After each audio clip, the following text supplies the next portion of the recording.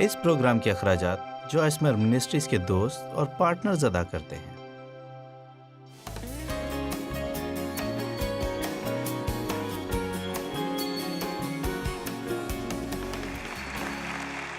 سنیے، آج صبح میرے ساتھ مل کر سوچیں کہ آپ یہاں ہمیشہ کے لیے نہیں ہیں۔ اس وقت کو اپنے آنے والے وقت کی تیاری کے لیے استعمال کریں۔ آپ کی حقیقی زندگی اس دن سے شروع ہوتی ہے جب آپ اس زمین کو چھوڑتے ہیں اور اس بدن سے نکلتے ہیں اور سیدھے خدا کی حضوری میں جا پہنچتے ہیں۔ اب یہاں کی زندگی بہترین ہے اور میں اپنی زندگی سے لطف اندوز ہو رہی ہوں، لیکن بعض اوقات ہم اس طرح عمل کرتے ہیں جیسے یہی سب کچھ یہی ہے۔ کیا ہم ابدیت پر یقین رکھتے ہیں یا نہیں؟ کیا ہم واقعی ایمان رکھتے ہیں کہ خدا ہمارے لیے گھر تیار کر رہا ہے، ایک محل؟ آپ کے بارے میں تو میں نہیں جانتی، لیکن اپنے لیے میں بہت پرجوش ہوں۔ افسیوں 4:14، تاکہ ہم آگے کو بچے نہ رہیں اور آدمیوں کی بازیگری اور مکاری کے سبب سے ان کے گمراہ کرنے والے منصوبوں کی طرف ہر ایک تعلیم کے چھوکے سے موجوں کی طرح اچھلتے بہتے نہ پھریں۔ میں لوگوں کو ناپختہ لوگوں اور دودھ پیتے مسیحوں کو دیکھ دیکھ کر تنگ آ گئی ہوں، جو سامنے آنے والی ہر ایک نئی تعلیم سے اس کے ساتھ آگے پیچھے بھاگتے پھرتے ہیں۔ بہت عرصہ پہلے خدا نے مجھے بتایا، تو اپنی بلاہٹ پر توجہ رکھتے ہوئے سخت محنت کر اور وہ کر جو کرنے کے لیے میں نے تجھے بلایا ہے، اور تو بہت عرصے تک یہاں رہے گی، جب تک کہ اور بہت سے لوگ ہو سکتے کہ شکست خوردہ ہو کر راستے سے ہٹ چکے ہوں گے۔ لیکن ایک ہی چیز جو باقی رہے گی اور ہمیشہ رہے گی، وہ یہاں ہے میرے ہاتھ میں۔ آمین۔ آپ جانتے ہیں کہ میں یہ چھوٹی کہانی بتائے بغیر نہیں رہ پاؤں گی، اور میرے خیال میں چارلز اس بات کو برا نہیں منائیں گے۔ چارلز نیمین ایک زبردست پاسٹر ہے، ان کا تعلق ایل پاسو سے ہے، اور یہ پاسٹر ٹامی کے اچھے دوست ہیں، اور مجھے یقین ہے کہ انہوں نے یہاں اس چرچ میں منادی کی ہوگی۔ ان کی خوبصورت اور پیاری بیوی 2 یا 3 سال پہلے کینسر کی وجہ سے وفات پا گئی، اور انہوں نے کچھ ایسی باتیں کہیں جنہوں نے حقیقتاً میرے دل کو چھوا۔ انہوں نے کہا کہ جب اس کی وفات ہوئی، اب میں چاہتی ہوں کہ آپ یہ سنیں، جب اس کی وفات ہوئی اور انہوں نے ایمان رکھا اور دعا کی اور وہ سب کچھ کیا جیسا وہ چاہتے تھے، ایسا نہیں ہوا۔ وہ ایک بہت پیاری خاتون تھی جو ہر ایک بات سمجھ لیتی تھی۔ اس کا پہلا پوتا بھی دنیا میں آنے والا تھا، اور آپ جانتے ہیں کہ ہم کیسے اس طرح کا رویہ اختیار کر سکتے ہیں کہ ان سب برسوں میں ہم نے جو خدمت کی اس کا ہمیں یہ صلہ ملا۔ آپ کو اس طرح کے رویے سے گریز کرنا چاہیے۔ میرا مطلب، اگر آپ کے ذہن میں اس طرح کے خیال آ رہے ہیں تو اس سے ایسے بھاگے جیسے طاعون سے۔ میں آپ کو بتاتی ہوں کہ خدا پر خفا ہونا انتہائی بے وقوفی کی بات ہے، سب اس کا ہے۔ میرا مطلب ہے، خدا سے خفا ہو کر ہمیں کیا ملے گا؟ اس نے کہا جب اس کی بیوی فوت ہوئی تو پہلی بات جو اس نے خدا سے کہی وہ یہ تھی، اور میں چاہتی ہوں کہ آپ یہ بات سمجھیں، جب اس کی بیوی کا انتقال ہوا تو اس نے خدا سے کہا، خدا میری مدد کر تاکہ میں درست کام کروں۔ دوسرے لفظوں میں، میری مدد کر کے ان مشکل اور اذیت ناک لمحوں میں جن کا مجھے سامنا ہے میں تیری اچھی نمائندگی کروں۔ اگر ہم صرف اسی وقت خوش ہو جب ہر چیز ہمارے مطابق ٹھیک چل رہی ہو تو اچھے نمک بننے کے لائق نہیں ہو سکتے۔ آمین۔ مجھے یہ پسند ہے، آپ جانتے ہیں کہ میرے لیے اس بیان میں بہت گہرائی ہے۔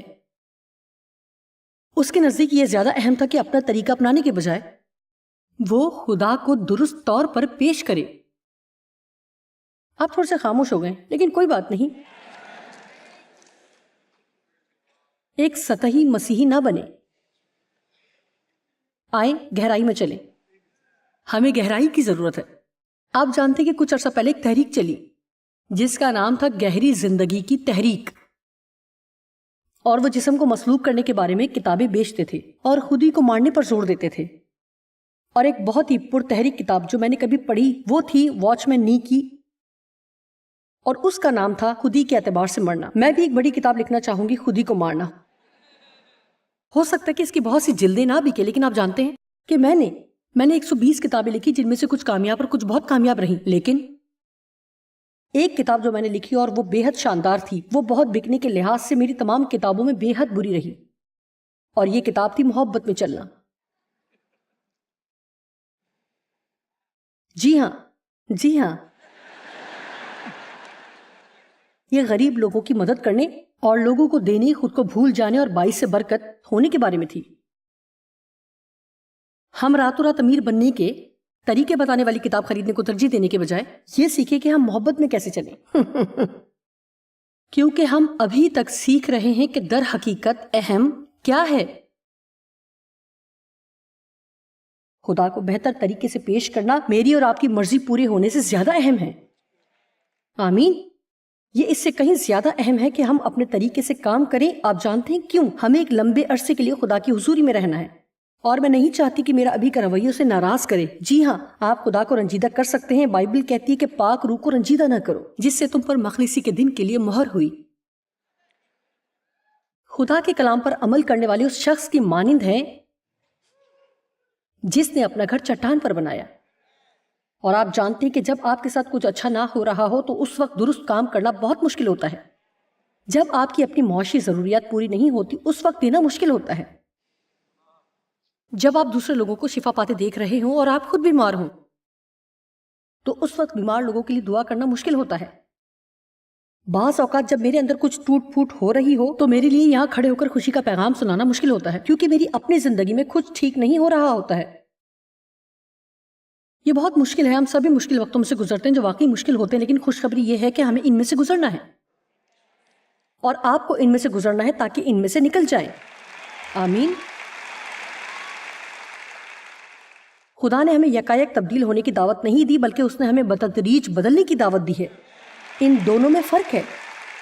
ایلیا یکایک اٹھایا گیا، لیکن میرے ساتھ ایسا نہیں ہوا.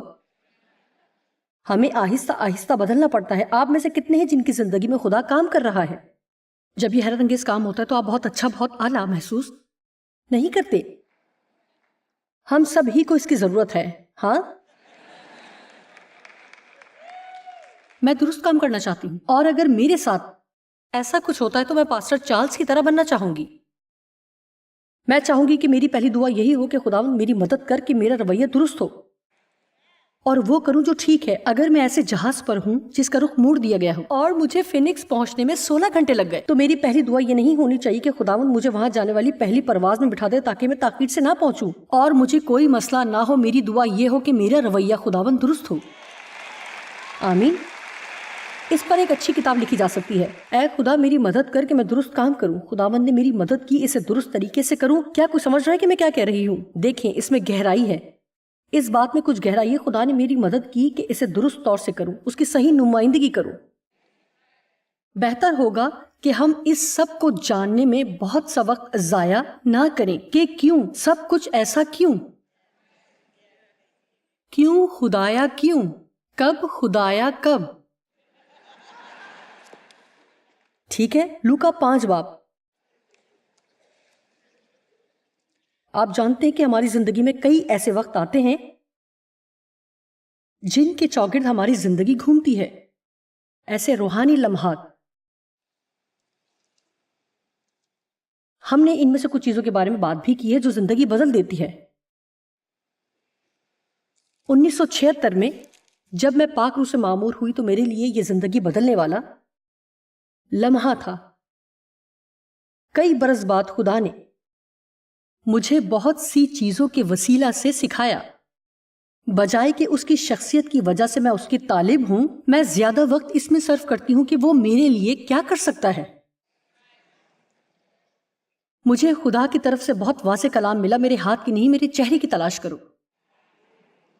اور اس بات نے میری زندگی بدل کر رکھ دی تاکہ میں حقیقی طور پر جان سکوں کہ خدا کی حضوری میں رہنا اور یہ جاننا کہ وہ ہر وقت میرے ساتھ ہے کتنی خوبصورت بات ہے. خوبصورت بات ہے. اور اسی کے ذریعے میں نے یہ پیغام سیکھنا شروع کیا کہ صرف اسی وقت ہی خوش نہ ہو جب خدا ہمارے لیے کچھ کرتا ہے، بلکہ صرف خدا کے لیے خوشی کریں اور شادمان ہو. خداوند کی خوشی میری قوت اور پناہ گاہ ہے.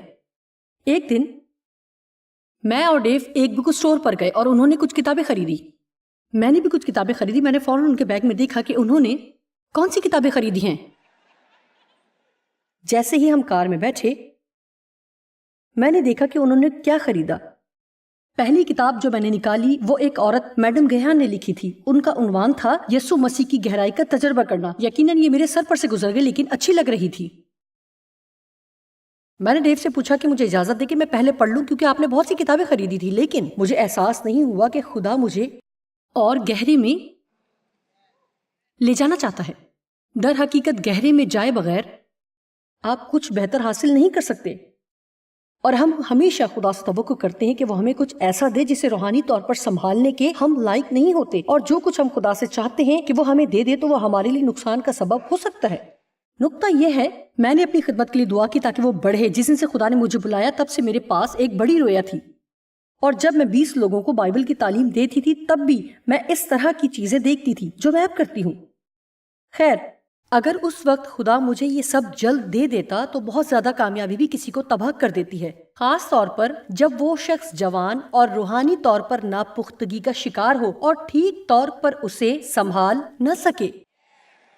بدترین چیز جو ہم اس دنیا میں کر سکتے ہیں وہ یہ ہے کہ صرف ذہانت اور قابلیت کی بنا پر کسی بھی شخص کو اعلیٰ عہدے پر بٹھا دیں، کیونکہ باصلاحیت ہونے اور مسح شدہ ہونے میں فرق ہے. آمین. ہمیں اس قدر ظاہر ہونے کی ضرورت ہے کہ مسح کی تلاش کریں، نہ کہ اپنے سامنے آنے والی ہر صلاحیت اور قابلیت پر تالیاں بجاتے پھرے جو بھی ہمارے سامنے آئے. آمین. یہ جاننے کے لیے واقعی ذہانت درکار ہے، اور مجھے پرواہ نہیں کہ آپ کتنے اچھے نظر آتے ہیں یا بولتے ہیں. اگر مجھے کوئی مسا محسوس نہیں ہوتا اور میں مسا کی تلاش میں ہوں. پچھلی رات مجھے پرستش میں بہت مزہ آیا کیونکہ مسا نے میرے لیے راستہ کھول دیا. اگر آپ واقعی اچھی پرستش میں ہوں تو ایسا ہی ہوتا ہے. یہ ایسی ہوتی ہے کہ پیغام دینے والے کے لیے راستہ بنا دیتی ہے کہ وہ بس اٹھے جائے اور فتح کرے. آپ جانتے ہیں کہ جب میں مسا سے بھرپور پرستش کرتی ہوں تو میرے لیے منادی کرنا آسان ہو جاتا ہے. میں نے بہت سے لوگ دیکھے جو بہت اچھے گیت گاتے ہیں، لیکن جب اوپر آتی ہوں تو آزادی محسوس نہیں کرتی. لہٰذا ہمیں گہری زندگی چاہیے، کیونکہ اگر آپ پھل سے لدے ہوئے کسی درخت کا سوچیں جو دیکھنے میں بہت اچھا لگتا ہے، لیکن آپ جانتے ہیں کہ اگر اس کی جڑیں گہری نہیں ہیں تو یہ بے شمار پھل اس کے گرنے کا سبب بن جائے گا. کیا آپ میری بات سمجھ رہے ہیں؟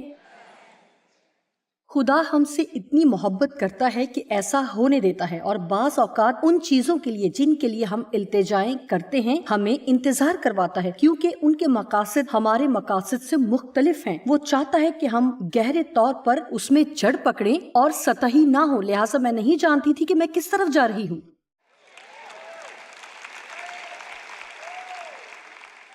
جب میں نے یہ کتاب اس بیگ میں سے نکالی اور مجھے کوئی اندازہ نہیں تھا کہ گہری زندگی کیا ہوتی ہے، لیکن جیسے ہی کچھ دنوں بعد خدا نے کچھ ایسی چیزیں کیں.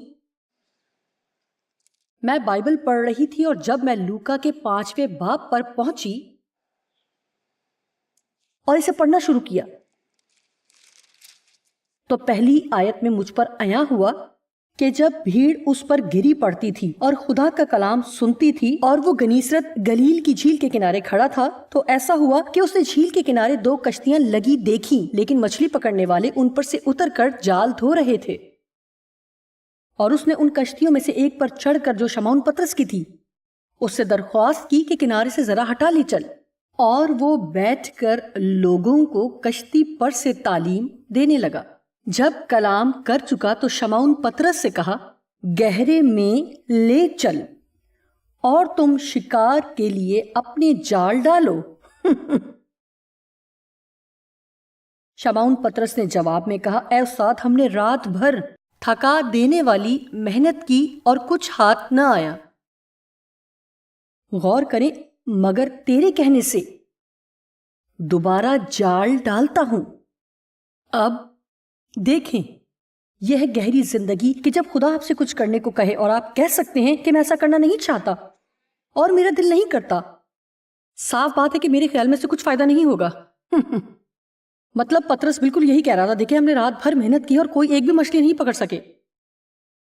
اب میں بہت تھک گیا ہوں اور گھر جانا چاہتا ہوں، اپنے بستر پر سونا چاہتا ہوں. میں تھک گیا ہوں. تو بھی اس کے برعکس کہ میں کیسا محسوس کر رہا ہوں، کیا سوچ رہا ہوں یا میں کیا چاہتا ہوں. کم آن، اس سے کوئی فرق نہیں پڑتا کہ میں کیا سوچتی ہوں یا میں کیا محسوس کرتی ہوں. اس سے کوئی فرق نہیں پڑتا کہ میں کیا چاہتی ہوں، کیونکہ خداوند یہ تو نے کہا ہے، اس لیے میں یہ کروں گی. دیکھیں، اگر آپ تالی بجانا چاہتے ہیں تو کھل کر بجائیں.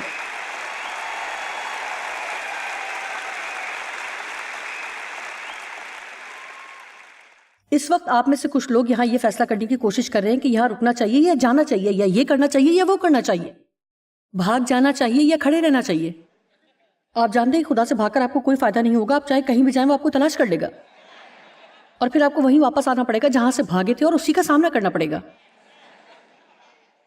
بلکہ بائبل میں ہم دیکھتے ہیں کہ جو بھی خدا سے بھاگا وہ بیابان میں جا پہنچا.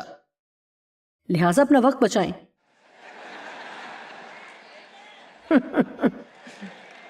یہ بھی ایک اور بڑا پیغام ہے. سنیے، آئیے گہرے میں چلیں، اور گہرے میں اور بڑے شکار کے لیے تیار ہوں. اب دیکھیں کہ چھٹی آیت میں کیا ہوا. یہ کیا؟ اور وہ مچھلیوں کا بڑا غول گھیر لائے اور ان کے جال پھٹنے لگے، اور انہوں نے اپنے ساتھیوں کو جو دوسری کشتی پر تھے اشارہ کیا کہ آؤ ہماری مدد کرو. بس انہوں نے آ کر دونوں کشتیاں یہاں تک بھر دی کہ ڈوبنے لگیں. لہٰذا یہاں میں آپ سے کہوں گی کہ ذرا تصور کریں، پطرس ساری رات مچھلیاں پکڑنے کی کوشش کرتا رہا اور اس کے ہاتھ کچھ بھی نہیں آیا. ہو سکتا ہے کہ آپ بھی ایسا ہی محسوس کر رہے ہو، آپ نے بھی کچھ حاصل نہیں کیا. اب آپ جانتے ہیں، اگر آپ نجات یافتہ نہیں ہیں یا اپنی زندگی میں اندازے کے موافق پاک روح نہیں رکھتے ہیں تو آپ سوچتے ہوں گے کہ یہ عورت آخر کیا باتیں کیے جا رہی ہے. خدا آپ کی مدد کرے گا، اسے سمجھیں. لہٰذا انہوں نے ساری رات جال ڈالا لیکن کچھ نہ پکڑا. اور پھر یسوع وہاں آیا اور کہا، یہاں مسئلہ یہ ہے کہ تم گہرے پانی میں جال نہیں ڈال رہے. دوسرے الفاظ میں وہ کہہ رہا ہے کہ تم سطحی ہو، تم سب کچھ اپنے محسوسات کے مطابق کرتے ہو یا جو تم چاہتے ہو یا جو لوگ تمہیں محسوس کرواتے ہیں. اوہو، آپ نے میرے جذبات کو ٹھیس پہنچائی ہے. ٹھیک ہے، کیا میں آپ کو ایک نیا خیال دے سکتی ہوں؟ کہ آپ سے کہوں تھوڑے بڑے ہو جائیں، اور یہ کہنے کے بجائے کہ آپ نے میرے جذبات کو ٹھیس پہنچائی ہے، آئیے یہ کہتے کہ میں نے اپنے جذبات کو ٹھیس پہنچائی ہے اور مجھے اس رویے کو بدلنے کی ضرورت ہے. بجائے کہ ہر چیز کا ذمہ دار دوسروں کو ٹھہرائیں، کیوں نہ ہم ہمیشہ اسے اپنی ذمہ داری بنائیں. پطرس نے کہا، میں ایسا کرنا نہیں چاہتا، میں دوبارہ وہاں واپس نہیں جانا چاہتا، ایسا کرنے کا میرا دل نہیں چاہ رہا، لیکن میں ایسا کروں گا کیونکہ یہ تو نے کرنے کو کہا ہے. دیکھیں، حتمی بات وہی ہے جو خدا کرتا ہے، اور وہ جو کچھ بھی کہتا ہے اسے اسی طریقے سے ہونا ضروری ہے. وہ جانا نہیں چاہتا تھا، لیکن جب وہ وہاں واپس گئے، اور اب میں چاہتی ہوں کہ آپ اسے غور سے سنیں. اس نے اس قدر زیادہ مچھلیاں پکڑی کہ اسے اپنے دوسرے ساتھیوں کو بلانا پڑا جو مچھلیاں پکڑ رہے تھے. اگر خدا کے ساتھ ہمارے تعلقات میں گہرائی نہ ہو تو ہم دوسروں کی مدد کیسے کر سکتے ہیں؟ لہٰذا جب ہم خدا کے ساتھ گہری زندگی رکھتے ہیں تو پھر خدا ہمیں اور بہت سے لوگوں کے ساتھ ملا دیتا ہے، کیونکہ آپ اب ایسے مقام پر ہوں گے جہاں آپ ان کے جذبات کو ٹھیس پہنچانے کے بجائے حقیقت میں ان کی مدد کر سکتے ہیں. جب میں اس بات کے لیے دعا کر رہی تھی کہ خدا مجھے اس لائق بنائے کہ بہت سے لوگوں کی مدد کر سکوں،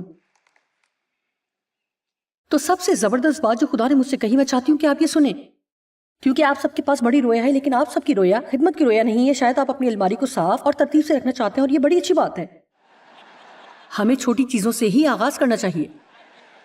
آپ میں سے کچھ حقیقتاً خدا کے لیے بڑے کام کرنا چاہتے ہیں، اور اس نے کہا، میں ہمیشہ چاہتا ہوں کہ آپ یاد رکھیں، گو کہ آپ کتنے ہی لوگوں کی مدد کر سکتے ہیں، لیکن اتنے ہی لوگوں کو آپ دکھ بھی دے سکتے ہیں.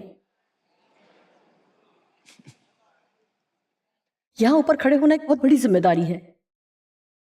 آپ کے لیے بڑی ذمہ داری ہے کہ اپنی کار پر مسیحی اسٹیکر لگائیں اور اپنی آفس جا کر اس کی نمائش کریں کہ آپ مسیحی ہیں.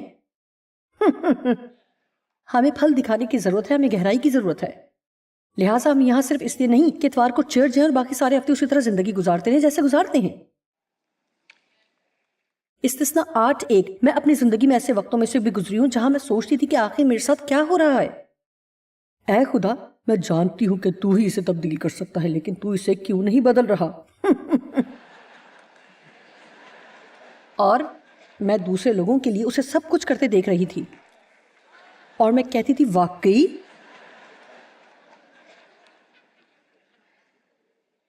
اور ایک دن میں گاڑی چلا رہی تھی، اور مجھے آج بھی یاد ہے کہ اس وقت میں گاڑی میں کہاں بیٹھی تھی. میں نے کہا، اے خداوند، مجھے سمجھ نہیں آ رہی. اور خدا نے میرے دل میں کلام کیا اور کہا، میں تمہیں سکھا رہا ہوں کہ آدمی صرف روٹی ہی سے جیتا نہ رہے گا بلکہ ہر اس بات سے جو خدا کے منہ سے نکلتی ہے. خیر، وہ روٹی کے نوالے کی بات نہیں کر رہا تھا، آپ جانتے ہیں، بلکہ ان چیزوں کی بات کر رہا تھا جو ہم چاہتے ہیں. جوائس، تم اپنی منسٹری کو بڑھانا چاہتی ہو، ایسا نہیں ہونا چاہیے. محض بیرونی چیزوں کی چاہت کرنے کے بجائے اندرونی چیزوں کی چاہت کرو. خداوند، مجھے روح کے پھل عطا کر، میری اندرونی انسانیت میں مجھے مضبوط کر، میری مدد کر کے میں آزمائشوں اور مصیبتوں میں ثابت قدم رہوں. مدد کر کے محبت میں چلوں، مجھے دوسروں کو دینے والا بنا.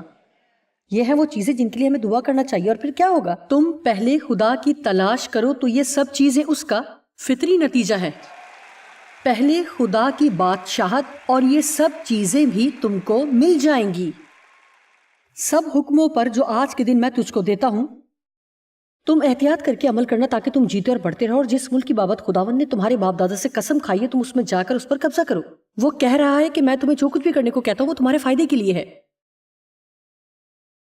اور تو سارے طریق کو یاد رکھنا جس پر ان 40 برسوں میں خداوند تیرے خدا نے تجھ کو اس بیابان میں چلایا. بیابان میں چلایا پہاڑ کی چوٹی پر نہیں، تاکہ وہ تجھ کو عاجز کر کے آزمائے اور تیرے دل کی بات دریافت کرے کہ تو اس کے حکموں کو مانے گا یا نہیں. واو!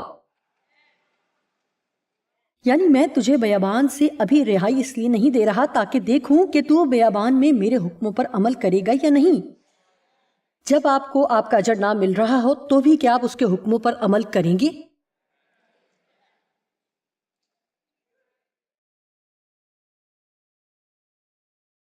اور اس نے تجھ کو عاجز کیا. تیسری آیت، اور اس نے تجھ کو عاجز کیا بھی اور تجھ کو بھوکا ہونے دیا، اور وہ من جسے نہ تو نہ تیرے باپ دادا جانتے تھے تجھ کو کھلایا. سنے، وہ یہ کہہ رہا ہے کہ دیکھیں مجھے ہر روز انتظار کرنا پڑتا ہے کہ خدا من مہیا کرے گا، اور وہ یہ نہیں جانتے تھے کہ اگلے دن انہیں من ملے گا یا نہیں. عزیزو، یہ اعصاب شکن چیز ہے.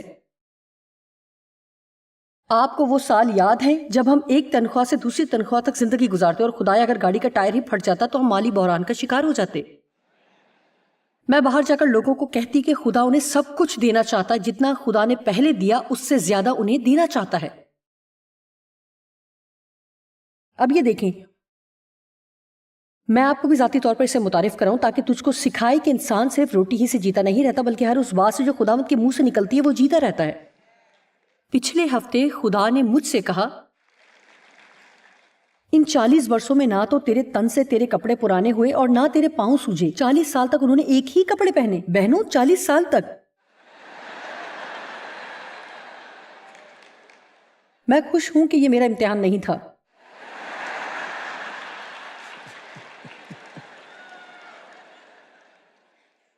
نہ تو تیرے تن پر تیرے کپڑے پرانے ہوئے اور نہ تیرے پاؤں سوجے. اور تو اپنے دل میں خیال رکھنا، اب یہ وہ حصہ جو آپ کو سمجھنے کی ضرورت ہے کیونکہ یہ وہ حصہ ہے جو امید سے بھرپور ہے. اور تو اپنے دل میں خیال رکھنا کہ جس طرح آدمی اپنے بیٹے کو تنبیہ کرتا ہے ویسے ہی خداوند تیرا خدا تجھ کو تنبیہ کرتا ہے. سو تو خداوند اپنے خدا کی راہوں پر چلنے اور اس کا خوف ماننے کے لیے اس کے حکموں پر عمل کرنا، کیونکہ خداوند تیرا خدا تجھ کو ایک اچھے ملک میں لیے جاتا ہے. وہ پانی کی ندیوں اور ایسے چشموں اور سوتوں کا ملک ہے جو وادیوں اور پہاڑوں سے پھوٹ کر نکلتے ہیں. وہ ایسا ملک ہے جہاں گیہوں اور جو اور انگور اور انجیر کے درخت اور انار ہوتے ہیں. وہ ایسا ملک ہے جہاں روغن دار زیتون اور شہد بھی ہے. اس ملک میں تجھ کو روٹی با افراط ملے گی اور تجھ کو کسی چیز کی کمی نہ ہوگی، کیونکہ اس ملک کے پتھر بھی لوہا ہیں اور وہاں کے پہاڑوں سے تو تانبا کھود کر نکال سکے گا. اور آگے یوں لکھا ہے، اور تو کھائے گا اور سیر ہوگا اور اس اچھے ملک کے لیے جسے خداوند تیرا خدا تجھ کو دیتا ہے اس کا شکر بجا لائے گا. سو خبردار رہنا کہ کہیں ایسا نہ ہو کہ تو خداوند اپنے خدا کو بھول کر اس کے فرمانوں اور حکموں اور آئین کو جن کو آج میں تجھ کو سناتا ہوں ماننا چھوڑ دے. اور مزید وہ کہتا ہے کہ اگر تم جہاں سے آئے ہو واپس وہاں ہی واپس کی طرف چلو گے تو تم شاید پہلے کی نسبت مزید برے حالات کا شکار ہو جاؤ گے. لہٰذا خدا کہتا ہے کہ وہ اس سفر کا نگران ہے اور میں تمہاری اس میں رہنمائی کروں گا. میں تمہاری تمام ضروریات مہیا کروں گا. ہو سکتا ہے وہ سب جو تم چاہو گے میں نہیں دوں گا، لیکن میں یہ وعدہ کرتا ہوں کہ تمہاری ہر ضرورت مہیا کروں گا. اور میں ایسا اس لیے کروں گا کہ تمہیں آزماؤں اور تمہاری مدد کروں کہ گہرائی میں جائیں اور بڑھیں، کیونکہ میں تمہیں ایک بہترین زندگی میں لے کر جاؤں گا جس کا تصور بھی تمہارے لیے ناممکن ہے. لیکن جب چیزیں اچھی ہوں تو مجھے بھول نہ جانا. آمین. خیر، یہ ہم میں سے ہر ایک کے لیے بے حد اہم ہے کہ فیصلہ کریں کہ چاہے اس وقت جبکہ ابھی ہمارے ساتھ کچھ اچھا نہیں ہو رہا درست کام کریں. پہلا پطرس 2:23 کہتی ہے، نہ وہ یسوع گالیاں کھا کر گالی دیتا تھا اور نہ دکھ پا کر کسی کو دھمکاتا تھا، بلکہ اپنے آپ کو، اور مجھے یہ بات بہت پسند ہے، بلکہ اپنے آپ کو سچی انصاف کرنے والے کے سپرد کرتا تھا. کیا ہی اچھا حوالہ ہے. حقیقت یہ ہے کہ میں اس حوالے کے لطیف حصے کو بہت پسند کرتی ہوں. میں نے اس کی خطاطی کروا کر اسے اپنے گھر کی دیوار پر لگا رکھا ہے، اور ایمپلیفائڈ بائبل میں لکھا ہے کہ وہ خود کو اس کے سپرد کرتا تھا جو سچا انصاف کرنے والا ہے. کیا آپ جانتے ہیں کہ ممکن ہے کہ آپ کے حالات انصاف پر مبنی نہ ہوں، لیکن خدا انصاف کا خدا ہے، اور اس کا مطلب یہ ہے کہ وہ ہمیشہ غلط چیزوں کو درست بنا دیتا ہے. اس میں وقت لگ سکتا ہے، لیکن جب ہم اس پر بھروسہ کرتے ہیں تو وہ ہمیشہ غلط چیزوں کو درست بنا دیتا ہے.